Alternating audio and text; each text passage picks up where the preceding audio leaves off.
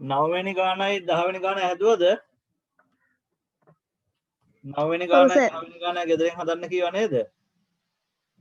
ඔව් මතක විදියට හදන්න කීවා. ගැටලුවක් නැද්ද 9 වෙනි ගානේ 10 වෙනි ගානේ?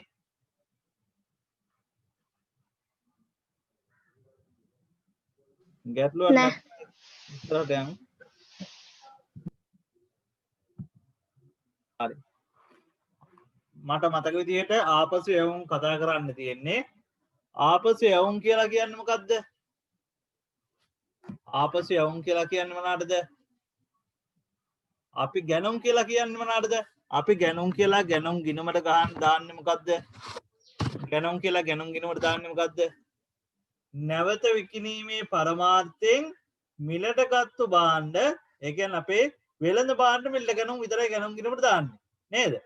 එතකොට ගැනුම් ගිණුම තුලට ණයට ගත්තත් අත්පිට ගත්තත් නැවත විකිණීමේ පරමාර්ථයෙන් මිලට අරන් තියෙනවා නම් ඒවා අපි ගැනුම් විදියට සලකනවා. ඊළඟට ඒ ගත්තු භාණ්ඩ යම් හේතුවක් නිසා ඒ කියන්නේ ඩැමේජස් වෙන්න පුළුවන්. එහෙම නැත්නම් භාණ්ඩ මේ ෂෝට් එක්ස්පයර් වෙන්න පුළුවන්. එහෙම නැත්නම් මේ ඉල්ලප් භාණ්ඩ නෙමෙයි ඇනොම් කරපු භාණ්ඩ නෙමෙයි වෙන භාණ්ඩ වල තියෙන්න පුළුවන්. ඒවා ක්වොලිටි පිළිබඳ ප්‍රශ්නයක් තියෙන්න පුළුවන්. මොකක් හරි හේතුවක් නිසා මොකක් හරි රීසන් එකක් හින්දා භාණ්ඩ ණයට ගත්තු භාණ්ඩ විතරයි ආපහු අපිට මේ එවන්නේ. නැත්තම් අපි ආපහු යවන්නේ. අපි ණයට භාණ්ඩ අරන් තියෙනවා නම් ඒවා ආපහු යවන්න පුළුවන්. ඒ ආපහු යවුවොත් ඒවා අපි ආපසු යවුම් කියලා සලකනවා. ආපසු යවුම් කියන්නේ මොනවද කියලා අපි ඉස්සෙල්ලා පාඩමේදී උපයෝගීපත් පාඩමේදී කතා කරලා තියෙනවා. සෝරි මේ සමීකරණ පාඩමේදී කතා කරලා තියෙනවා. ආපසු යවුම් කොහොමද ගිණුම්ගත කරන්නේ? දැන් ගැනුම් ගිණුම්ගත කරන්නේ කොහොමද? ගැනුම් ගිණුම්ගත කරන්නේ ගැනුම් කියලා කියන්නේ වියදමක් නේද? ගැනුම් කියලා කියන්නේ වියදමක්. ඒ හින්දා ගැනුම් ගිණුම හර කරලා දැන් ණයට ගත්තුවන ආපහු යවන්නේ. ණයට ගැනුම් කොහොමද ගිණුම්ගත කරන්නේ? ගැනුම් ගිණුම හර ණය හිමියන්ට බැර වෙනවා. ගැනුම් ගිණුම හර කරනවා වියදමක් හින්දා ණය හිමියෝ කියලා කියන්නේ වගකීමක් ගෙවන්න තියෙන බැඳීමක් හින්දා ණය හිමියන්ට බැර කරනවා. එතන භාණ්ඩ ආපහු යවද්දී ඒක රිවර්ස් නේද වෙන්න ඕනේ. ඒ භාණ්ඩ ආපහු යවද්දී ඒ ගැනුම් ගිණුමේ ගැනුම් සටහන් කරන්නේ කොහොමද?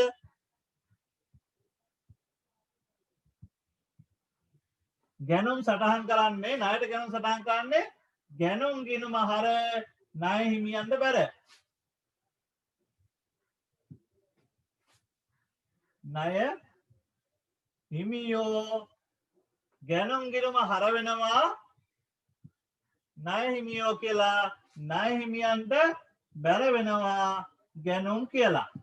ගැනුම් වල දිස් සටහන මොකද්ද? ගැනුම් ගිණුම ඒ කියන්නේ ණයට ගැනුම් වල දිස් සටහන ගැනුම් ගිණුම හර ණය හිමියන්ට බැර වෙනවා. ගැනුම් ගිණුම හර ණය හිමියන්ට බැර. හරි. එතකොට ඒ ණයට ගත්තු භාණ්ඩ ආපහු යවුවනම් අපි ණය හිමියෝ කියලා කියන්නේ අපි මුදලින් ගෙවිය යුතු ප්‍රමාණය. ණය හිමියෝ කියලා කියන්නේ අපි ණයට භාණ්ඩ ගත්තු ප්‍රමාණයට ආපහු අපි ගෙවන්න තියෙන බැඳීම. එහෙනම් අපි රුපියල් 15000ක ණයට භාණ්ඩ ගත්තනම් ඒකෙන් 3000ක් ආපසු හරවලා යවුවනම් ණය හිමියට දැන් 15000ක් ගෙවිය යුතුයි කියලා අපි මේ වෙද්දී සටහන් කරලා තියෙනවා ගැනු. එහෙනම් අපි ණය හිමියට 15000ක් ගෙවන්න තියද්දී අපි 3000ක භාණ්ඩ හරවලා ආපහු යවනවා. එහෙනම් අපිට ගෙවන්න බැඳීම ඉතුරු වෙන්නේ 15000න් 12000ක් විතරයිනේ. 3000ක් ගෙවන්න ඕනේ නැහනේ. ඒ හින්දා අපි මොකද කරන්නේ? ණය හිමියට හර කරනවා ආපසු යවපු ප්‍රමාණය. ණය හිමියා අඩු වෙන්න ඕන. ණය හිමියා අඩුවීම වගකීම් අඩුවීම හර හින්දා ණය හිමියන්ට හර වෙලා ගැනුම් වලට බැර වෙන්න ඕන. එහෙම වුණත් අපි ගැනුම් ගිණුමට බැර කරන්නේ නැහැ යම් තීරණ ගැනීමේ ප්‍රශ්න නිසා.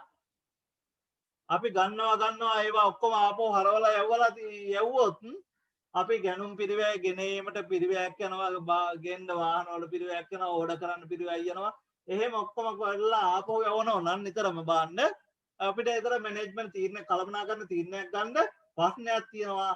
ඒ හින්දා අපි ගැනුම් ගිණුමේම වෙනම අඩුවීම් පෙන්වන ගිණුමක් වෙනම ගිණුමකට අපි සටහන් තියෙනවා මේ හරියට නම් සටහන මොකද වෙන්න ඕනේ ගැනුම් ගිණුම හර කරලා ණය හිමියන්ට බැර කරලා තියෙන එක ආපහු යවද්දී ණය හිමියෝ හර වෙලා ගැනුම් ගිණුම බැර වෙන්න ඕනේ සටහන් රිවර්ස් වෙන්න ඕනේ හැබැයි ඒක ගැනුම් ගිණුමට බැර කරන්නේ නැතුව ඒ වෙනුවට ගැනුම් වල අඩුවීම් පෙන්වන ගිණුමක් ආපසු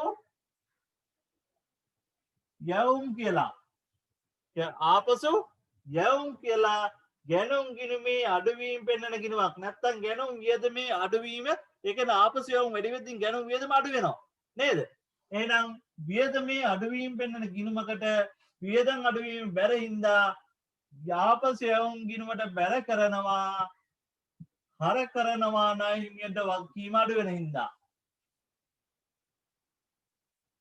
එතන ආපසු යවුම් වල දිස් සටහන මොකද්ද ආපසු ණය හිමි ගිණුම හර ආපසු යවුම් ගිණුම බැර ණය හිමි ගිණුම හර ආපසු යවුම් ගිණුම බැර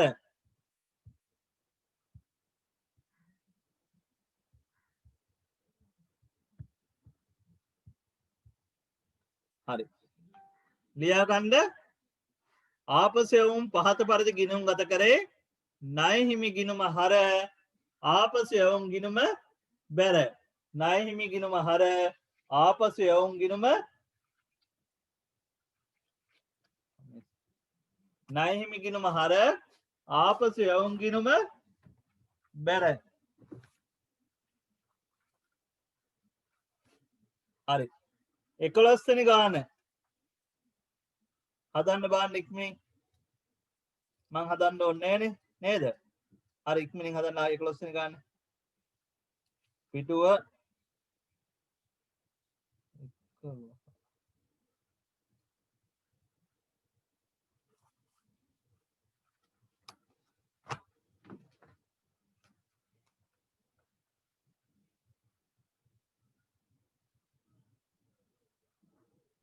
පිටුව 10 වෙනි පිටුව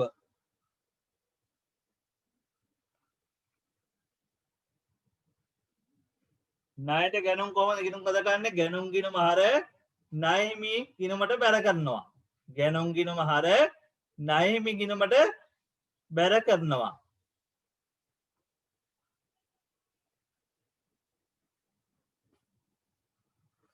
එකොළොස්වෙනි ගාන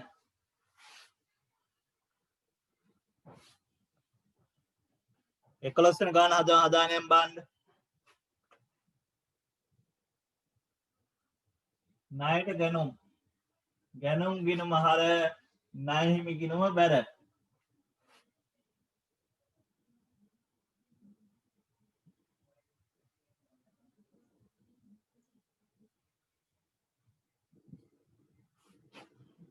රුපියල් 40000ක් ණයට ගැනුම් කොහොමද දාන්නේ ගැනුම් ගිණුම 40000ක් හර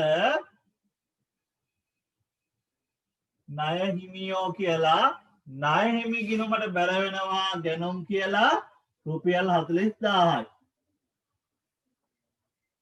ගැනුම් ගිණුම හර ණය හිමි ගිණුමට බැර වෙනවා 40000යි ආපසු යවනවා 6000ක බාන්න ආපහු යවද්දී ණය හිමියන්ට හර වෙනවා 6000යි ආපසු යවුම් කියලා ගැනුම් ගිණුමේ අඩුවීම් පෙන්වන ගිණුමක් නැත්නම් වියදමේ අඩුවීම් පෙන්වන ගිණුමක් ආපසු යවුම් කියලා ගිණුමකට 6000ක් බැර වෙනවා ණය හිමියෝ කියලා ණය හිමියන්ට ආපසු යවුම් කියලා ණය හිමි ගිණුමට 6000ක් කර වෙනවා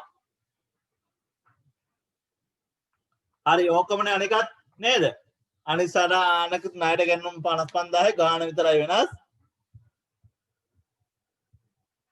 කොහමද ගැනුම් ගිණුම හර 40000යි ණය හිමියන්ට බැර 40000යි ඒතර ආපහු යවද්දී ණය හිමියන්ට හර 6000යි ආපසු යවුම් වලට බැර 6000යි ඊළඟ සටහනක් ඔය විදිහටම තමයි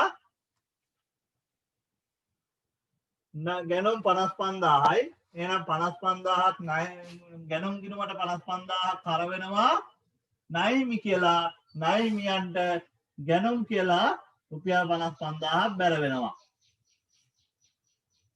ඊළඟට ආපසු යවනවා මේ ආපසු යවනවා 5000ක් යද්දී ණය හිමියන්ට 5000ක් කර වෙනවා ආපසු යවුම් කියලා ආපසු යවුම් ගිණුමට ණය හිමියෝ කියලා රුපියල් 5000ක් බැර වෙනවා 11 වෙනි ගාන 12 වෙනි ගානත් ඒ විදිහටමයි මං හදන්න ඕනේ නෑ ඔයාලා 12 වෙනි ගාන ගෙදරින් හදන්න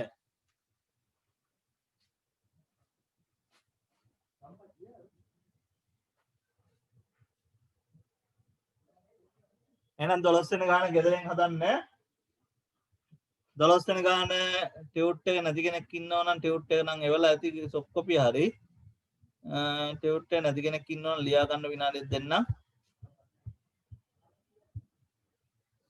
12 වෙනි ගාන ටියුට් එක නැති කෙනෙක් ඉන්නවා නම් විනාඩියක් ලියා ගන්න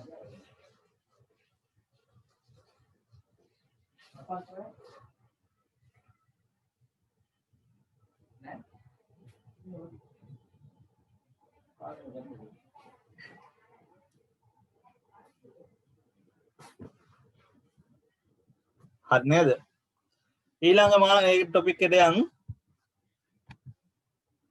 ආපසු යවුම් කියලා කියන්නේ අපි ණයට භාණ්ඩ විකුණුවට පස්සේ මොකක් හරි හේතුවක් නිසා අර වගේ ඩැමේජස් ඕටෝ එක්ස්පයර් එහෙම නැත්නම් මොනවා හරි මේ අපි එයාලා ඉල්ලුම් කරපු ඒවා නෙමෙයි වෙන භාණ්ඩ අපි යවලා තිබ්බා එහෙම මොනවා හරි හේතුවක් නිසා ආපහු එවනවා නම් අපි කියනවා ආපසු එවුම් එතකොට ණයට විකුණුම් කොහොමද ගිණුම් ගත කරන්නේ ණය ගැතියෝ හර විකුණුම් ගිණුම බැර ණය ගැතියෝ හර විකුණුම් ගිණුම බැර එහෙනම් ආපහු එවද්දි මොකද වෙන්න ඕනේ ඒක සටහන රිවර්ස් වෙන්න ඕන නේද ණයට විකුණුම් කොහොමද අපි ගිණුම් ගත කරන්නේ ණයට විකුණුම් ගිණුම් ගත කරේ කොහොමද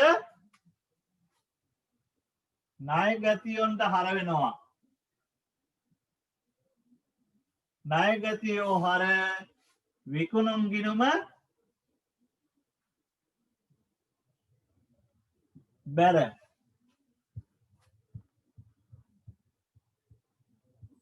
ණයට විකුණුම් අපි සටහන් කරන්නේ ණය ගැතියොන්ට හර කරනවා විකුණුම් කියලා විකුණුම් ගිණුමට ණය ගැතියෝ කියලා බැර කරනවා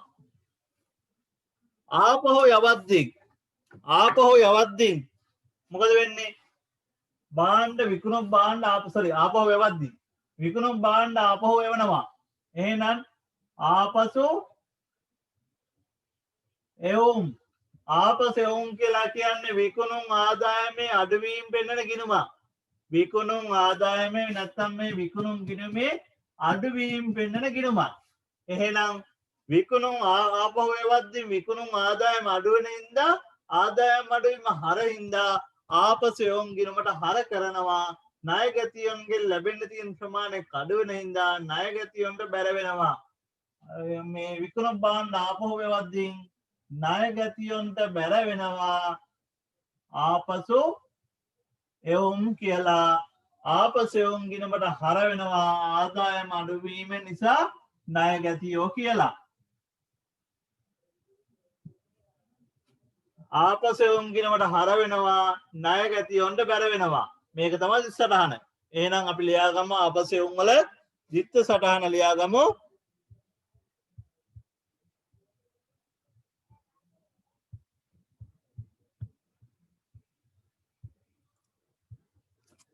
ආපසු එවුම් පහත පරිදි ගිණුම් ගත කරේ ආපසු එවුම් ගිණුම හර ණය ගැති ගිණුම බැර ආපසු එවුම් ගිණුම හර ණය ගැති ගිණුම බැර අභ්‍යාස අංක 13 පිටුව අංක 10 ටියුට් එකේ අපි යන්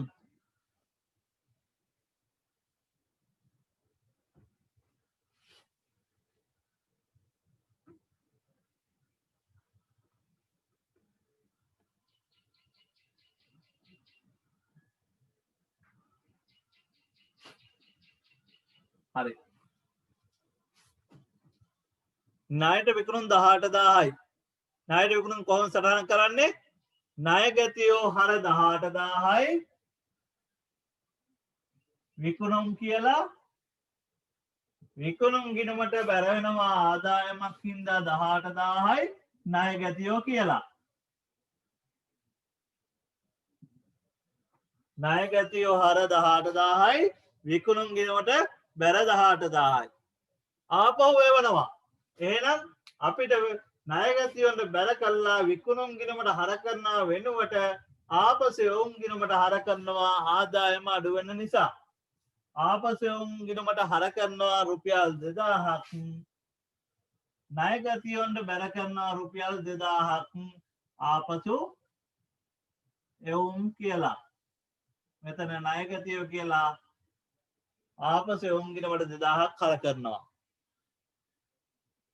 හරි ඉතුරු සටහනක් ඒ විදිහටම දාගත්තයි ණයට විකුණුම් 15000යි එහෙනම් ණයගැතිය හර විකුණුම් ගිණුම බැර ඊට පස්සේ ආපසු එවුම් 1000යි එතකොට ආපසු එවුම් ගිණුම හර 1000යි ණයගැති ගිණුමට බැර 1000යි ඔය ගිණුම් වලටම හැමම දාගන්න පුළුවන් ගැටලුවක් නෑ නේද හරි එහෙමනම් අපි 14 වෙනි ගානට යමු 14 වෙනි ගානට යමු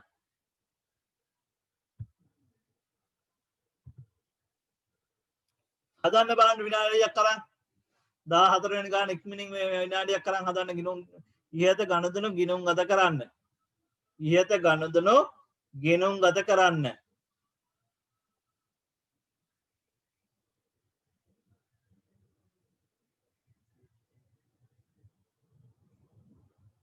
විනාඩි දෙකක් දෙන්න ඉක්මනින් හදන්න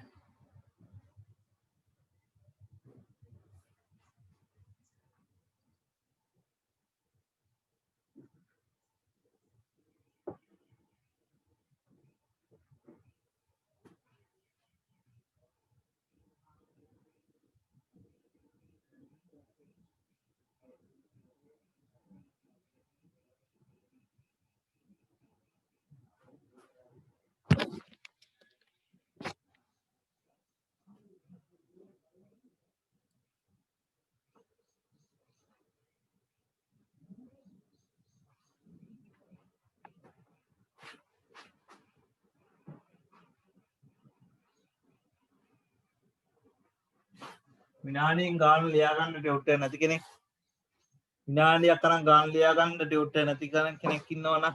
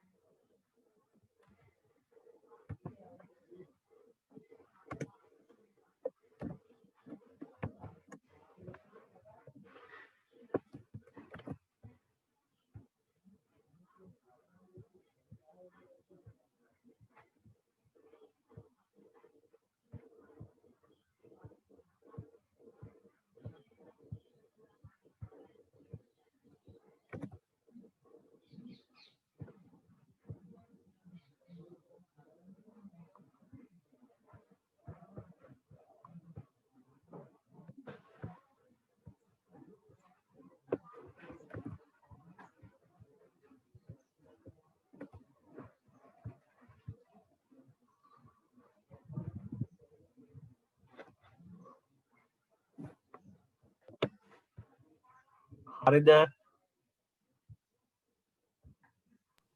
හරි සර්.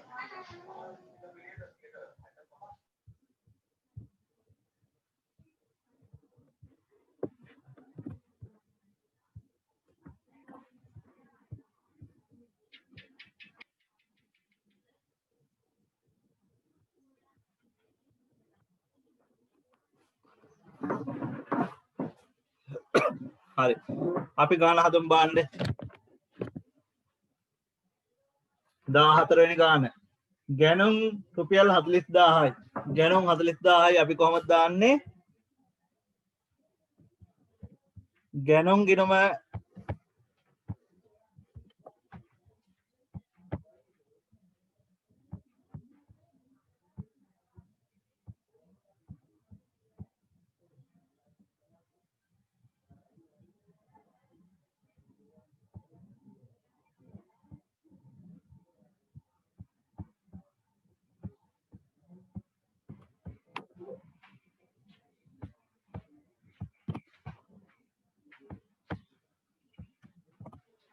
ගැනුම් ගිණුම ණය හිමි ගිණුම නේද ඕනේ?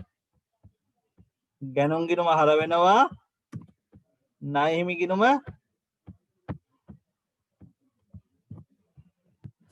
ගැනුම් ගිණුම හර වෙනවා රුපියල් 40000යි.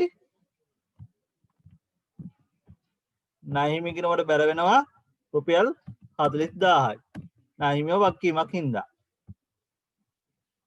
හරිද? ගැනුම් ගිණුම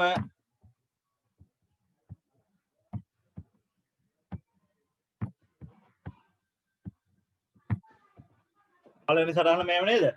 ගැනුම් ගිණුම හර 40000යි ණය හිමි ගිණුම බැර 40000යි. හරි. ඊළඟ ගණතුරට යද්දී ආපසු යවුම් රුපියල් 2000යි. ආපසු යවුම්.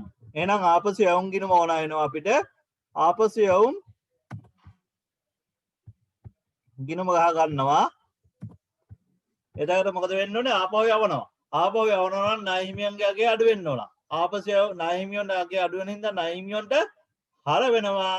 ආපසු යවුම් වලට බැර වෙනවා රුපියල් 2000. ණය හිමියන්ට හර වෙනවා. ආපසු යවුම් වලට බැර වෙනවා මේ වියදම් අඩුවීම නිසා. නේද? ණය හිමි ගිණුමට හර වෙනවා. ආපසු යවුම් වලට බැර වෙනවා. හරි නේද? ඊට පස්සේ ඊළඟ ගණතුනට යනවා. ඊළඟ ගණතුනව ණයට විකුණුම්. එහෙනම් මොකද මොනවද ඕනේ? විකුණුම් ගිණුමක් අපිට ගහ ගන්න වෙනවා. ණය ගැතියෝ ගිණුමක් ගහ ගන්න වෙනවා. නේද?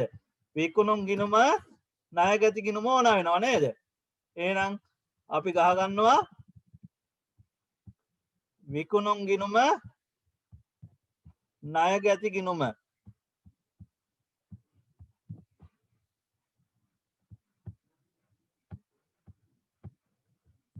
කොහොමද මේ ණයට විකුණුම් දාගන්නේ? ණයට විකුණුම් රුපියල් 50000යි.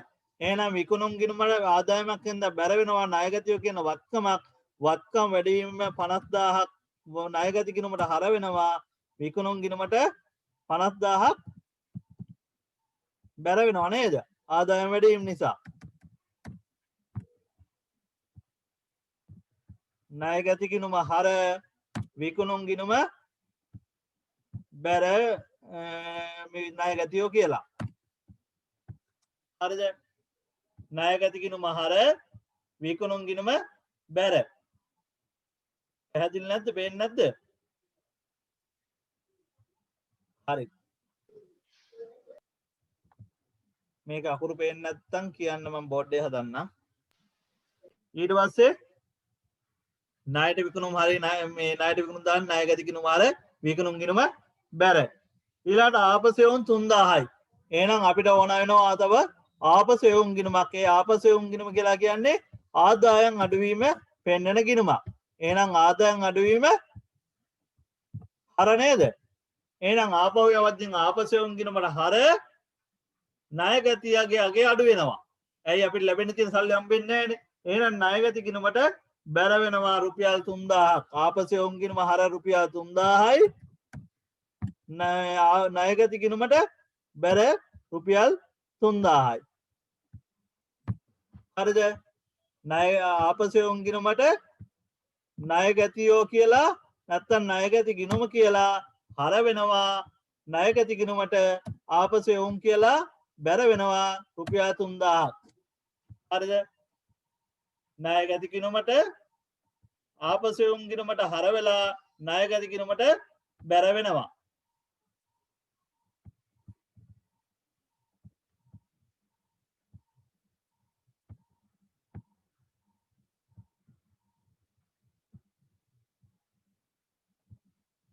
හරි. ණයට විකුණුම් 27000යි. ණයට විකුණුම් 27000යි. එහෙනම් ණයට විකුණන්නේ. එහෙනම් ණයගැතියෝ වැඩි වෙනවා. ණයගැතිය වැඩි වෙනවා කියන්නේ 27000කින් ණයගැතියෝ වැඩි වෙනවා කියන්නේ ණයගැති ගිණුමට හර වෙනවා. විකුණුම් ආදායමත් අනිත් පැත්තෙන් වැඩි වෙනවා. විකුණුම් ආදායමත් අනිත් පැත්තෙන් වැඩි වෙනවා නේද? විකුණුම් ආදායමත් අනිත් පැත්තෙන් වැඩි වෙනවා කියන්නේ විකුණුම් ආදායම් ගිණුමට 27000ක් බැර වෙනවා. ණයගැතියෝ කියලා. ණයගැති ගිණුම කියලා. හරිද? එතකොට ණයගැතියොන්ට හර වෙලා තියෙනවා 27000ක් විකුණුම් කියලා. හරි නේද?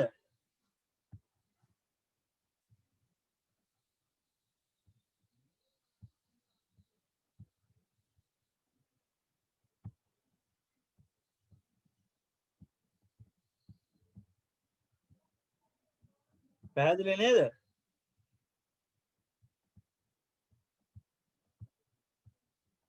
හරි ඊළඟ ගණනුවට යන්න.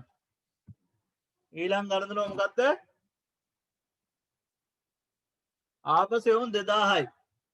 ආපසු එවුන් 2000යි. එහෙනම් විකුණුම් ආදායම අඩු වෙනවා 2000කින්. විකුණුම් ආදායම අඩු වෙනවා 2000කින්. ඊට පස්සේ ණයගැතියගේ ශේෂෙත් 2000කින් අඩු වෙනවා. ඒ හින්දා ආපසු එවුන් ගිණුමට හර වෙනවා රුපියල් 2000ක් ණයගැතියෝ කියලා. ණයගැති ගිණුමන්ට බැර වෙනවා රුපියල් 2000ක් ආපසු එවුන් කියලා. හරිද?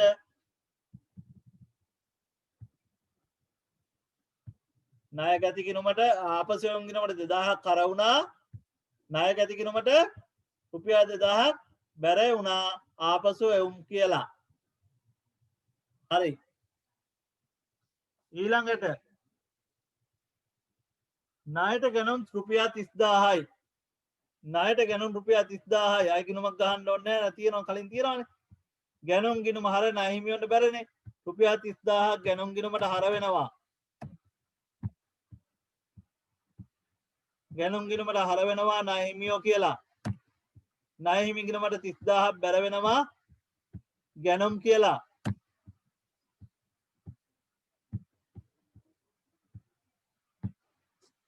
හරිද?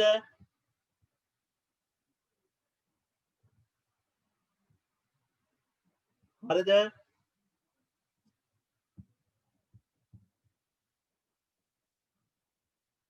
බෝඩ්ඩක් කතා ගන්න මේ පැහැදිලි නැද්ද දන්නේ නැහැ. Excel එක පැහැදිලි නැත්නම් බෝඩ් එක හදන්න චුට්ටක් කතා කරන්න. පැහැදිලි සර්. පැහැදිලිනේ? හරි. එතන ඒක මේ ඉවරයි නේද? නෑ ගැනුම් ආපසු වුන් තියනවා රුපියල් 2500ක්. එහෙනම් ආපහු යවද්දී ගැනුම් ආදාය වියදම අඩු වෙනවා. එහෙනම් ආපසු වුන් ගිණුමට බැර වෙලා ණය හිමියෝ කියන වගකීම අඩු වෙන නිසා ණය හිමියන්ට හර වෙනවා රුපියල් 2500ක්. ණය හිමියට හර වෙනවා ආපසු යවුම් කියලා. ආපසු යවුම් ගිණුමට බැර වෙනවා රුපියල් 2500ක් ණය හිමියෝ කියලා.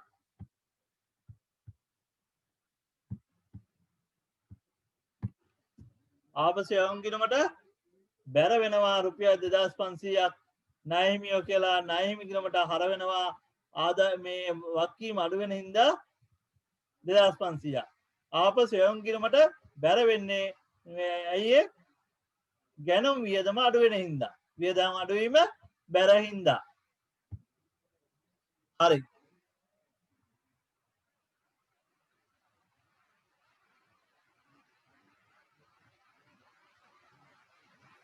අපි ඉස්සරහට යන් එහෙනම් මේකේ ගැටලුවක් තියෙන කෙනෙක් ඉන්නවනම් චුට්ටක් කියන්න වන්න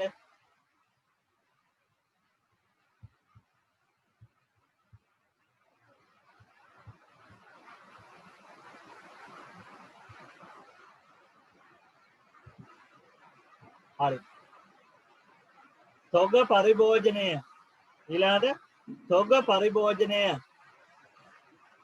තොග පරිභෝජනය කියලා කියන්නේ ව්‍යාපාරය පරිහරණයට ගෙනා තොග පරිහරණය කළ විට එම වත්කම පරිහරණය කරන ලද ප්‍රමාණය වියදමක් බවට පත්වේ.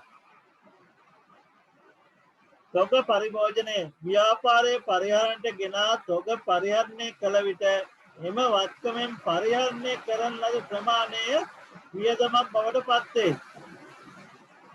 පොඩ්ඩක් පැහැදිලි වන්දේ ඇති වැස්ස හින්දා වයින්නවා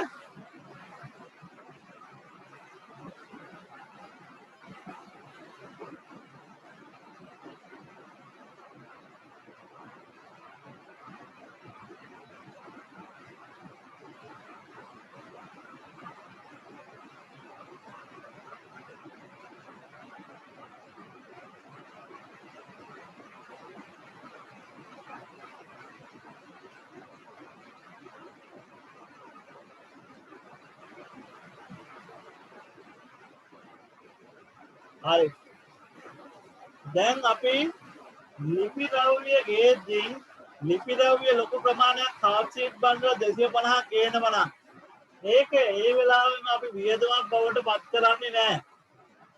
ලිපි ද්‍රව්‍ය ගොඩක් ගෙනල්ලා තියෙනවා නම් ඒ ගේද්දී අපි ලිපි ද්‍රව්‍ය ගිණුම හර ලිපි ද්‍රව්‍ය ගිණුම හර මුදල්පත බැර කරනවා. එතකොට මේක ලිපි ද්‍රව්‍ය මේ වෙනකම් පාවිච්චි කරනතුරු මේ වත්කම පාවිච්චි කරනතුරු මේක වත්කමක් ලිපි ද්‍රව්‍ය පාවිච්චි කර ප්‍රමාණය තමයි වියදමක් බවට පත් වෙන්නේ. හරිද?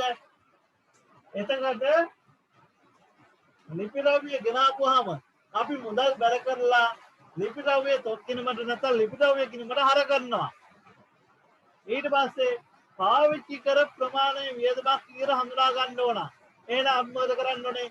ලිපි ද්‍රව්‍ය වියදම් කිනම හර ලිපි ද්‍රව්‍ය තොත්කිනම බැර කරන්න ඕන ඊළඟට. ඇහෙන්නත් දන්නේ පොඩ්ඩක් අද්දක.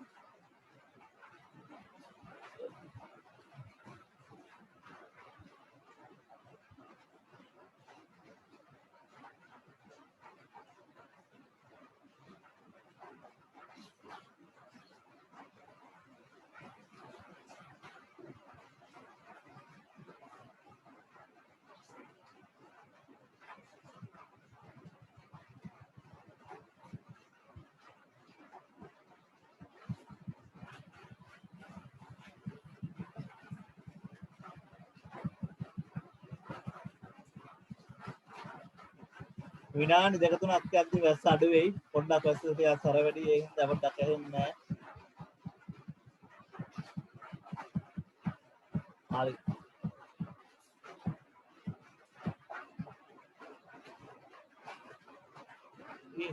එතකොට තොග පරිභෝජනයේ දිස්සටහන් ලියා ගන්න. තොග වියදම් අදාළ තොග වියදම් ගිණුම හර තොග ගිණුම බැර. අදාළ තොග වියදම් ගිණුම හර අදාළ තොග වියදම් ගිණුම හර අදාළ තොග ගිණුම බැර. හරි. ඊළඟට ජංගම නොවන වත්කම් සේවීම්. ජංගම නොවන වත්කම් සේවීම්. ජංගම නොවන වත්කම් සේවීම් කියලා කියන අපි සේවීම් ගැන මම පොඩ්ඩක් කියන්න ඇති කලින් නේද? සමීකරණ පාඩමේ ජංගම වත්කම් ප්‍රධාන වශයෙන් කොටස් දෙකකට බෙදනවා කිව්වා. ජංගම වත්කම් හා ජංගම නොවන වත්කම්. ජංගම නොවන වත්කම් තමයි අපි ෂෙයා කරන්නේ. ජංගම නොවන වත්කම් කීවේ වර්ෂයක් හෝ වසරකට වැඩි කාලයක් තුළ නැත්තම් ශේෂපත්‍ර දිනේ සිට වසරක් හෝ වසරකට වැඩි කාලයක් තුළ ආර්ථික ප්‍රතිලාභ අත්කර දෙන ආර්ථික ප්‍රතිලාභ අත්කර දෙන ජංගම වත්කම් නොවන වත්කම් වෙනවා. එතකොට මේ ජංගම නොවන වත්කම් හැම එකක්ම අපි ෂෙයා කරන්නේ නෑ. ජංගම නොවන වත්කම් වලින් දේපල පිරියත උපකරණ කියලා සලකන. ඒ කියන්නේ දේපල පිරියත උපකරණ කියලා කියන්නේ ඉඩම් ගොඩනැගිලි මෝටරද ඒ කියන්නේ අතින් අල්ලන්න පුළුවන් පේන්න තියෙන අතින් අල්ලන්න පුළුවන් පේන්න තියෙන ජංගම මේ වසරක් හෝ වසරකට වැඩි කාලයක් තුල ප්‍රයෝජන අත්කර දෙන වත්කම් වල අපි කියනවා දේපල පිරියත උපකරණ. ජංගම නොවන වත්කම් තුලත් අස්පෘශ්‍ය වත්කම් තියෙනවා නේද? ජංගම නොවන වත්කම් තුලත් අතින් අල්ලන්න බැරි පේන්න නැති දකින්න නැති වත්කනොත් තියෙනවා නේද? උදාහරණ වශයෙන් කීර්තිනාමයේ ඒකාධිකාරයේ වෙළඳ ලකුණු ආයෝජන ඒ වගේ දේවල් අපි ෂෙයා කරන්නේ නැහැ. හරිද? අපිට දේපල පිරියත උපකරණ ජංගම නොවන වත්කම් යටතේ ෂෙයා කරන්නේ දේපල පිරියත උපකරණ. දේපල පිරියත උපකරණ වල ප්‍රමිතියක් තියෙනවා LKS 16. LKS 16 දේපල පිරියත උපකරණ කියලා. ඒ LKS 16 ගිණුම් කරන ප්‍රමිතිය අනුව ජංගම නොවන වත්කම් නැත්නම් දේපල පිරියත උපකරණ ෂෙයා කරන්න කියනවා. ඇයි මේ ෂෙයා කරන්නේ? ඇයි අපි ෂෙයා වීම විදියට වියදමක් හඳුනාගන්නේ? ඔයාලට මතක ඇති ගැලපුම් සංකල්පය. ගැලපුම් සංකල්පයෙන් කියනවා ඔයාලට මතක ඇති සමීකරණ පාඩමේ ඉගෙන ගත්ත ගැලපුම් සංකල්පය කියලා සංකල්පයක්. ගැලපුම් සංකල්පයෙන් කියන්නේ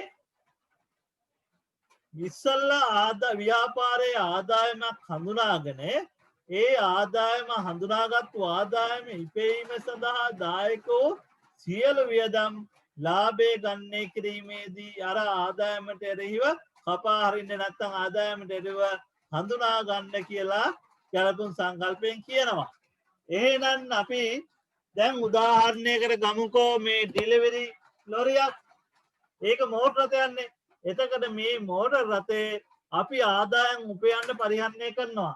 මේක වසරක් පුරා දුවලා ආදායම් හොයාගෙන ඇවිදින් මෙච්චරක් විකුණුම් ආදායම් කියලා හඳුනා ගත්තට පස්සේ ඒ ඩිලිවරි වාහනෙන් දුවලා ආදායම් ඉපෙව්වට පස්සේ ඒ අවුරුද්දේ ලාභය ගණනය කරද්දී මේ වාහනේ ගෙවීම, මේ වාහනේ පළදුවීම, මේ වාහනේ අගේ අඩුවීම, මේ වාහනේ වැහැරීම අපි වියදමක් විදිහට හඳුනාගත්තේ නැත්නම් ආදායමක් හඳුනාගත්තද ඒ ආදායම ඉපැයීම සඳහා දායක වූ සියලු වියදම් අපි හඳුනාගෙන නැහැ. ඒ හින්දා අපි විකුණුම් ආදායම හඳුනාගත්තද ඒ ඩිලිවරි ගියපු වාහනේ ගෙවීම ෂෙයා විදියට හඳුනා ගන්න ඕන ගැලපුම් සංකල්පයට අනුවත්. තව අනිත් සංකල්පත් බලපානවා මේකට. හරිද? එතකොට ෂෙයා කියලා කියන්නේ මේවා පරිහරණය සමග ගෙවී යන අතර මේ ෂෙයා ලෙස හඳුන්වන්නේ ෂෙයා ව්‍යාපාරයට වියදමකි. අපි ෂෙයා පිළිබඳව දේපල පිරියත උපකරණ ප්‍රමිතියේදී LKS 16 දී සවිස්තරාත්මකව ෂෙයා කතා කරනවා. මෙතනදී බේසික් එකක් විතරයි අපිට අවශ්‍ය වෙන්නේ. ෂෙයා වන විට වියදමක් වෙනවා වගේම වියදමක් විදිහට සලකනවා වගේම වත්කමේ අගයත් අදාළ වත්කමේ අගයත් අඩු වෙනවා කියලා කියනවා. එතකොට ෂෙයා ගිණුම්ගත කරන්නේ දිස්සටහන් ලියා ගන්න අදාළ වත්කමේ ෂෙයා වියදම් ගිණුම හර අදාළ වත්කමේ ෂෙයා වියදම් ගිණුම හර අදාළ වත්කමේ ෂෙයා වෙන් කිරීම ගිණුම අරහට එකක් ගාලා අදාළ වත්කම් ගිණුම බැර අදාළ වත්කමේ ෂෙයා වියදම් ගිණුම හර අදාළ වත්කම හරහට එකක් ගාලා අදාළ වත්කමේ ෂෙයා වෙන් කිරීම ගිණුම බැර. හරි.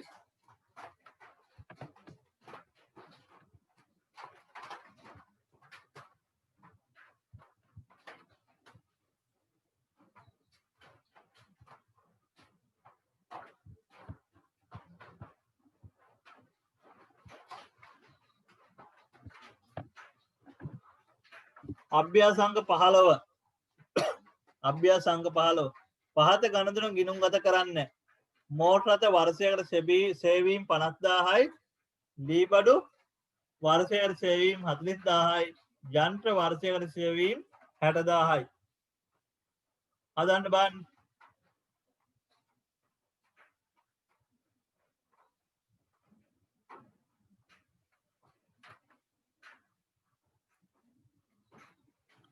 මෝටර් රථ වර්ෂයකට සේවීම් මෝටර් රථ වර්ෂයකට සේවීම් 50000යි එතකොට ගිණුමක් ගන්නවා මෝටර් රථ ගිණුම මෝටර් රථ ගිණුම ඊළඟ මෝටර් රථ සේවයෙන් කිරීමේ ගිණුම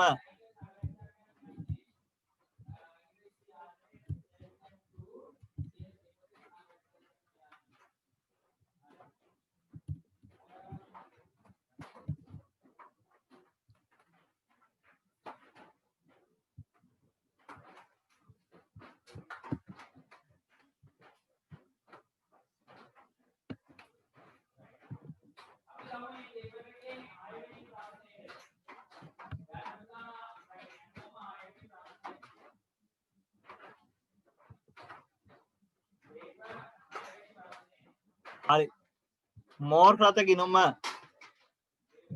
ගන්නවා මෝටර්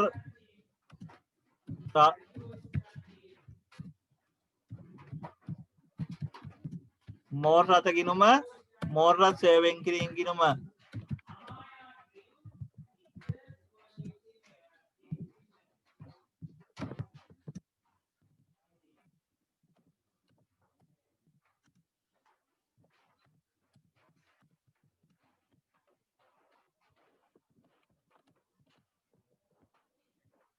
මෝටර් රථ ගිණුමට මොකද කරන්නේ මෝටර් රථ සේවයෙන් කිරීම ගිණුම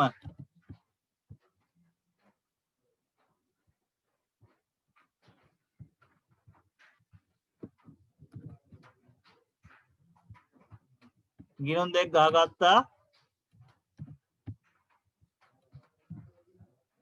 හරි මෝටර් රථ ගිණුම මෝටර් රථ සේවයෙන් කිරීම ගිණුම මෝටර් රථ සේ ගිණුම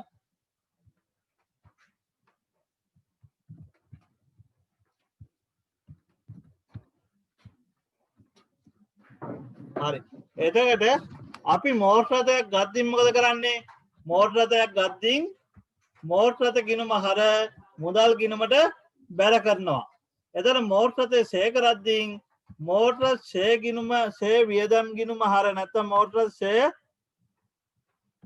ගිණුම හර කීයක්ද මෝටර් රථ සේ ගිණුම හර රුපියල් 50000යි මෝටර් රථ සේවයෙන් කිරීම ගිණුම බැර 50000යි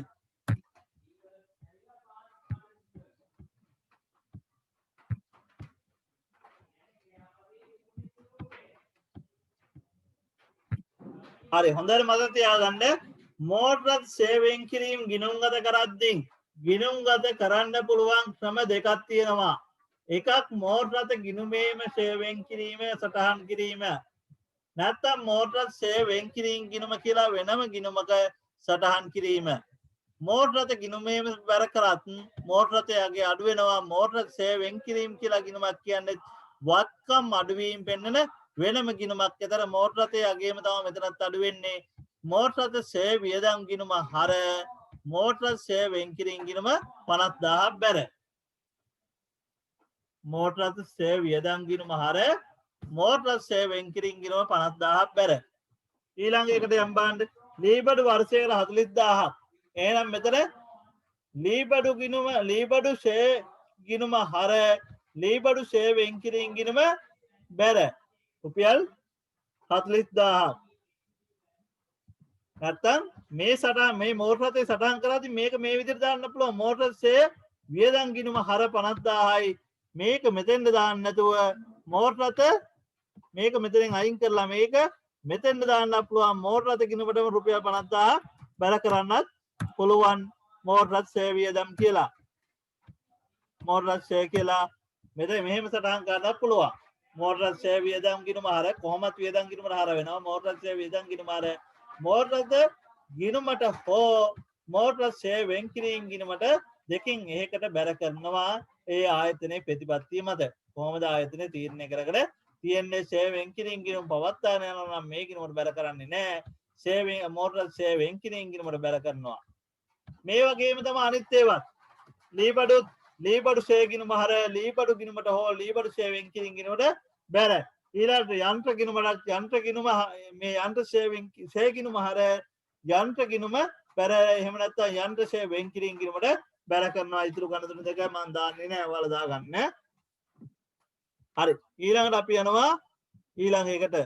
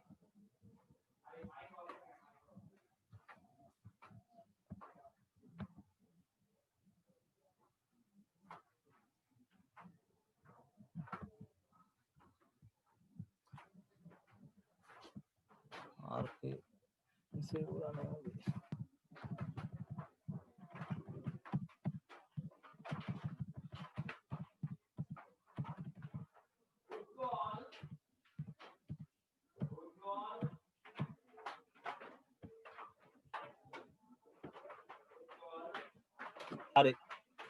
ඊට පස්සේ උපචිත වියදම් කියලා කියන්නේ උපජිත සංකල්පයෙන් වියදම් හඳුනා ගන්න ඕන විදිහේ ආදායම් හඳුනා ගන්න ඕන විදිහයි අපිට ඉගෙනවනේ සමීකරණ පාඩමේ. උපජිත සංකල්පයෙන් කිව්වේ මොකද්ද? ගෙව්වා හෝ නොගෙව්වා හෝ කාලච්ඡේදයට අදාළ වියදම විදියටත් ලැබුණා හෝ නොලැබුණා හෝ කාලච්ඡේදයට අදාළ ආදායම විදියට ගන්න කියලා. නේද? එහෙනම් කාලච්ඡේදයේ තුලදී මුදලින් ගෙවිය යුතු නමුත් ව්‍යාපාරයේ විසින් නොගෙවූ වියදම් ප්‍රමාණය උපචිත වියදම් වේ. මේවා ව්‍යාපාරයට වගකීමකි. අපිට ගෙව්වේ නැහැ කියලා වියදමක් විදිහට ගන්න නැතුව ඉන්න බෑ. සියලු වියදම් කාලච්ඡේදයට අදාළ සියලු වියදම් ගැලපුම් සංකල්පයට අනුවත් උපචිත සංකල්පයට අනුවත් මේ වියදමක් විදිහට ගන්න වෙනවා. එහෙනම් අපි මොකද කරන්න ඕනේ? දුරකථන ගාස්තු මාස 11ක් ගෙවලා අවසාන මාසේ ගෙවලා නැහැ. එහෙනම් ඒ කොටස මොකද කරන්න ඕනේ? වියදම් විදියට ගන්න ඕන නම් වියදම් ගිණුමට හර වෙන්න ඕන. ඒක තාම ගෙවලා නැති හින්දා මුදල් ගිණුමට බැර කරන්න බෑ. ඒ හින්දා ගෙවිය යුතු විදුලි වියදම් ගිණුම නැත්තම් උපචිත විදුලි වියදම් ගිණුමට බැර කරනවා. එහෙනම් උපචිත වියදම් කොහොමද සටහන් කරන්නේ? අදාළ ලියාගන්න ඉස්සරහන අදාළ වියදම් ගිණුම හර උපචිත වියදම් කොහොමද සටහන් කරන්නේ? අදාළ වියදම් ගිණුම හර ගෙවිය යුතු හරහට ගාලා උපචිත වියදම් ගිණුම බැර. අදාළ වියදම් ගිණුම හර ගෙවිය යුතු එහෙම නැත්නම් උපචිත වියදම් ගිණුම උපචිත අදාළ වියදම් ගිණුම බැර.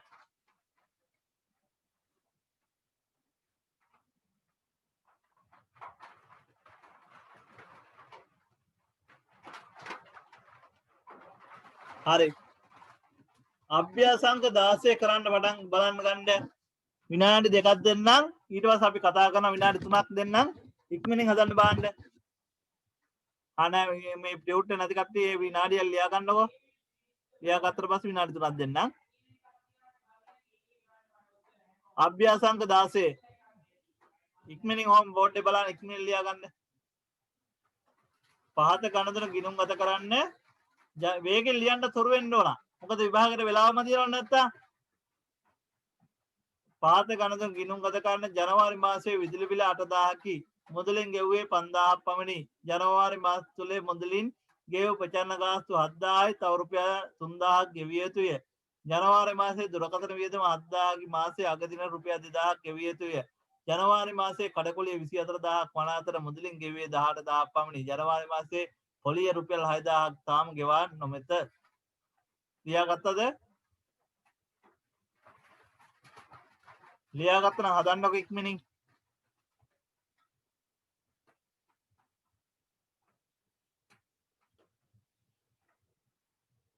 ලියා ගන්න ඇති කියලා හිතනවා මම පයින් කරනවා ඉක්මනින් ගාන හදන්න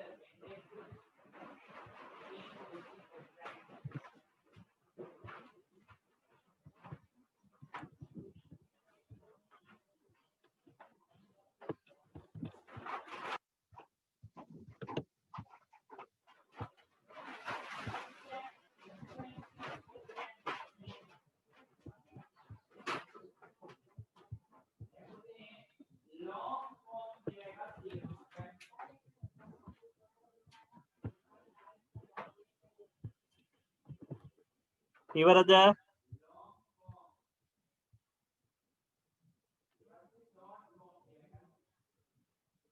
හදලා ඉවරයිද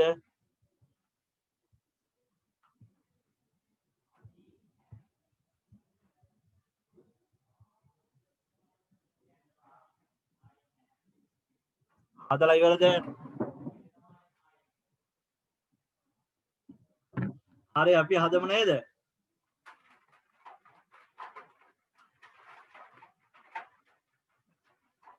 අභ්‍යාසංක 16 ජනවාරි මාසයේ විදුලි බිල රුපියල් 8000කි මුදලින් ගෙවලා ඇත්තේ රුපියල් 5000ක් පමණි ජනවාරි මාසයේ විදුලි බිල රුපියල් 8000කි 5000ක් පමණක් මුදලින් ගෙවා ඇත හරිද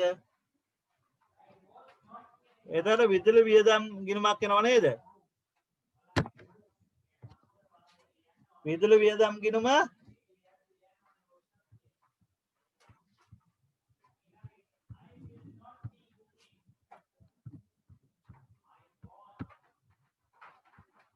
විදුලි වියදම් ගිණුම උපචිත විදුලි වියදම් ගිණුම ගහගත්තා.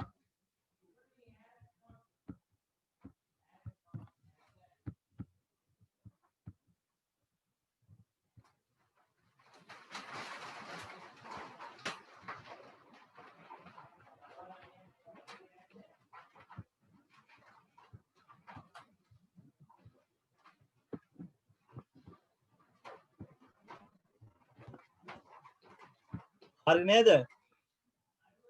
ඔයාලා හදලා ඉවර ඇති කියලා හිතනවා.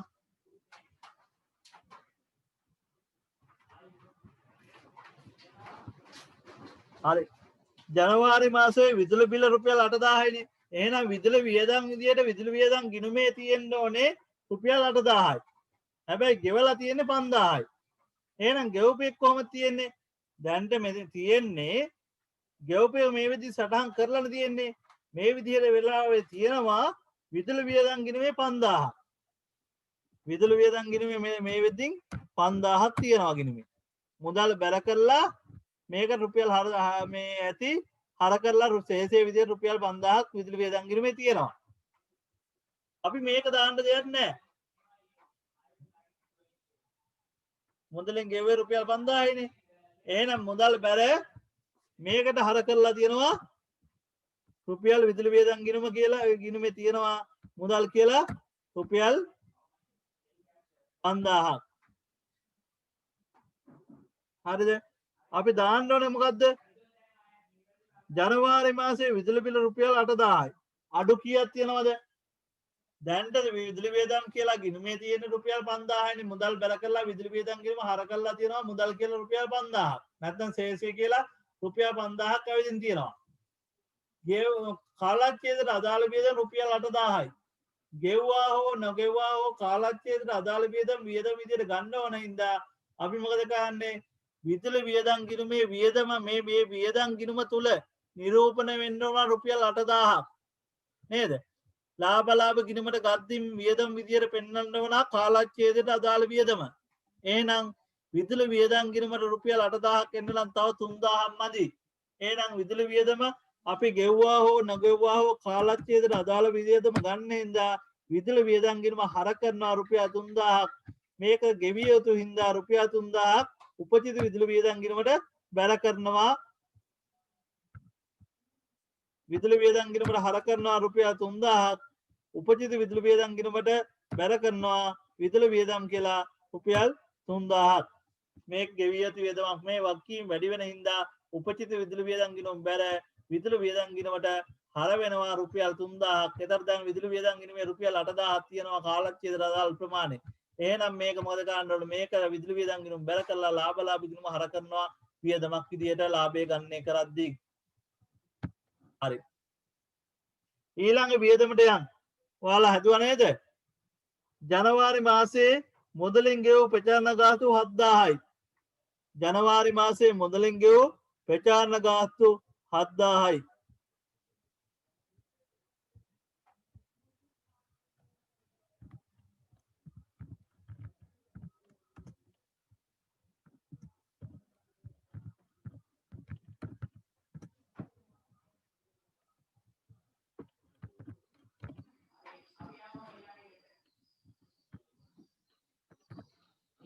හරි. ප්‍රචාරණ ගාස්තු ගිණුමක් ගහ ගන්නවා. ප්‍රචාරණ ගාස්තු වියදම් එනවනේ. වියදමක් එනවා ප්‍රචාරණ ගාස්තු කියලා. එතකොට ප්‍රචාරණ ගාස්තු ගිණුමයි උපචිත ප්‍රචාරණ ගාස්තු ගිණුමත් ගහ ගන්නවා. උපචිත ප්‍රචාරණ ගාස්තු ගිණුම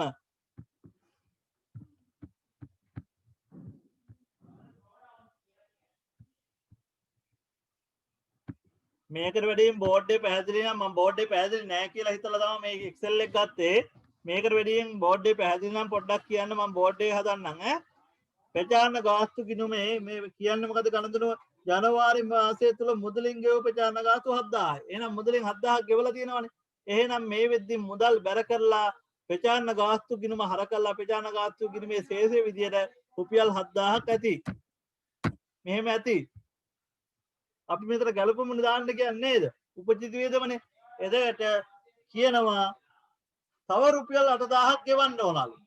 එහෙනම් තව 8000ක් ගෙවන්න ඕන නම් ඒකත් මේ කාලච්ඡේදයේ වියදමක් වෙනවා රුපියල් 8000ක්. 8000ක් එහෙනම් 3000ක් සර්. ප්‍රචාරණ ගාස්තු ගිණුම හර කරනවා. ඒක උපජිත ප්‍රචාරණ ගාස්තු නැත්තම් ගෙවිය යුතු ප්‍රචාරණ ගාස්තු රුපියල් 8000ක් බැර කරනවා. ප්‍රචාරණ ගාස්තු ගිණුමට උපජිත ප්‍රචාරණ ගාස්තු කියලා රුපියල් 8000ක් හර වෙනවා. ප්‍රචාරණ ගාස්තු ගිණුමට උපජිත ප්‍රචාරණ ගාස්තු ගිණුමට ප්‍රචාරණ වියදම් කියලා ප්‍රචාරණ වියදම් කියලා නැත්තම් ප්‍රචාරණ ගාස්තු කියලා මේකට බැර වෙනවා. ප්‍රචාරණ ගාස්තු වියදම් ප්‍රචාරණ ගාස්තු ගිණුම නැත්තම් ප්‍රචාරණ වියදම් ගිණුම හර වෙනවා 8000ක්. උපජිත ප්‍රචාරණ ගාස්තු ගිණුමට 8000ක් බැර වෙනවා. හරි නේද? එතකොට මේ කාලච්ඡේදයට අදාළ වියදම් 15000යි. මේ 15000 මේකට බැර වෙලා ලාභ ගිණුම හර වෙනවා වියදමක් විදියට ලාභය ගණනය කිරීමේදී. සර් 8000ක් නෙමෙයි 3000ක්. ගෙව ප්‍රමාණය තව මදි ප්‍රමාණය දෙකේම එකතුව කාලච්ඡේදයට අදාළ වියදම. උපජිත ප්‍රචාරණ ගාස්තු ගිණුමේ පෙන්වන ගෙවිය යුතු ප්‍රමාණය මේක ශේෂ පත්‍රයේ නැත්නම් මූල්‍ය තත්ත්ව ප්‍රකාශයේ ජංගම වගකීම් යටතේ උපජිත ප්‍රචාරණ ගාස්තු කියලා රුපියල් 8000ක ශේෂයක් අපිට පෙන්වන්න පුළුවන්. හරි.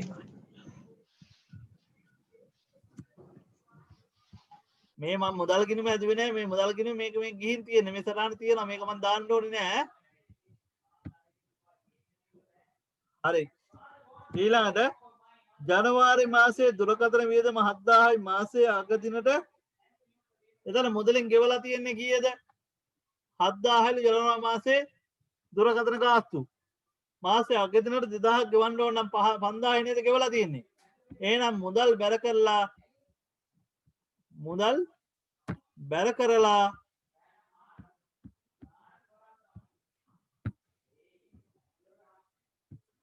දුරකථන වියදම් ගිණුම ඕන. උපජිත දුරකථන වියදම් ගිණුම ඕන. එතකොට මේකේ ශේෂය විදියට තියෙන්නේ දුරකථන වියදම් ගිණුමේ ශේෂය විදියට මුදල් බැර කරලා දුරකථන වියදම් ගිණුමට මේ වෙද්දී රුපියල් 5000ක් කර කරලා තියෙනවා. නේද? මේ වෙද්දී රුපියල් 5000ක් හර කරලා තියෙනවා. මේ වෙද්දී රුපියල් 5000 මේ ශේෂය විදියට තියෙනවා. ඒ දුරකථන සල්ලි ගෙවලා තියෙන්නේ 7000 ජනවාරි මාසයට අදාළ වියදම. ඇයි අවසානට 2000ක් ගෙවන්න තියෙනවා මේ වෙද්දී ගෙවලා තියෙන 5000යි. එහෙනම් දුරකථන වියදම් ගිණුමේ දැන්ට තියෙන්නේ රුපියල් 5000යි. හරිද? දැන්ට තියෙන්නේ රුපියල් 5000යි. තව 2000ක් ගෙවිය යුතු නම් තව 2000ක් දුරකථන වියදමක් විදිහට අපි ගන්න ඕන. 2000ක් දුරකථන වියදම් ගිණුම හර උපජිත දුරකථන වියදම් කියලා. උපජිත දුරකථන වියදම් ගිණුමට බැර වෙනවා රුපියල් 2000ක් දුරකථන වියදම් කියලා. හරිද? දුරකථන වියදම් ගිණුම හර වෙනවා උපජිත දුරකථන වියදම් ගිණුමට බැර වෙනවා රුපියල් 2000ක්. එතකොට කාලච්ඡේදයට අදාළ වියදම රුපියල් 7000යි. මේක තමයි ලාභ ගිණුමේ වියදමක් විදිහට පෙන්වන්නේ. මේක මූල්‍ය තත්ත්ව ප්‍රකාශයේ ජංගම වගකීම් යටතේ ගෙවිය දුරකථන වියදම නැත්නම් උපජිත දුරකථන වියදම කියලා ජංගම වගකීම් යටතේ රුපියල් 2000ක් පෙන්වන්න ඕන. හරි. ඊළඟ එකට යන් ඊළඟ ගණතුන කියවන්න බලන්න. ජනවාරි මාසයේ කඩකොලිය 24000කි මුදලින් ගෙවුවේ 18000යි. එහෙනම් මුදලින් ගෙවලා තියෙන්නේ 18000යිනේ.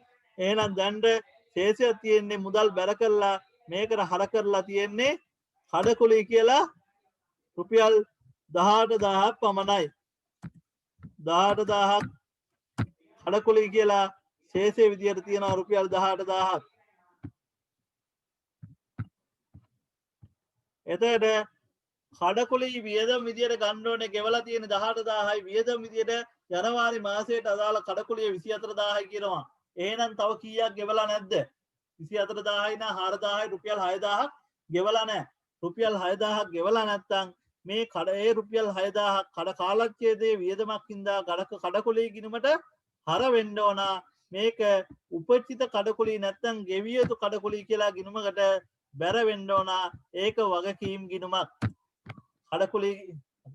කඩකොලි වියදම් ගිණුමට හර වෙලා ගෙවිය යුතු කඩකොලි ගිණුමට බැර වෙනවා රුපියල් කීයක්ද? 6000ක්.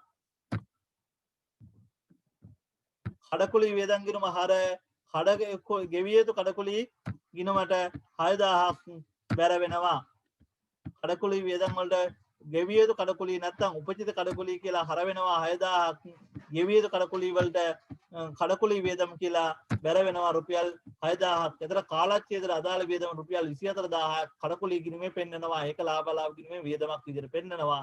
ගෙවිය යුතු කඩකුලි ගිණුමට බැර වෙනවා. බැර වුණ එක ඒක වක්කීමක්. ඒක මූල්‍ය තත්ත්ව ප්‍රකාශයේ ජංගම වක්කීම යටතේ මේ රුපියල් 6000 ජංගම වක්කීමක් විදිහට පෙන්වන්න පුළුවන්. හරි. ඊළඟ එකට යන්න. ඊළඟ මොකද්ද?